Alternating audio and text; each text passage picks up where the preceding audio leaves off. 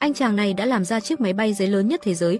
Hai người đã cùng nhau phóng chiếc máy bay từ trên cao và chiếc máy bay đã cất cánh một cách rất ấn tượng. Nhưng vấn đề của họ mới chỉ bắt đầu. Người bạn của anh ta phải bắt được chiếc máy bay này trước khi nó rơi xuống đất, nếu không chiếc máy bay sẽ bị hỏng và họ sẽ không có cơ hội thử lại lần thứ hai. Họ nghĩ rằng họ sẽ phá kỷ lục thế giới, nhưng rồi một cơn gió đã ngăn chiếc máy bay tiến về phía trước và nó rơi xuống ngay tại đó. Khi anh chàng này đo khoảng cách bay, anh ta phát hiện ra rằng chiếc máy bay đã bay được tổng cộng 440 feet. Tuy nhiên, kỷ lục thế giới là 3 km.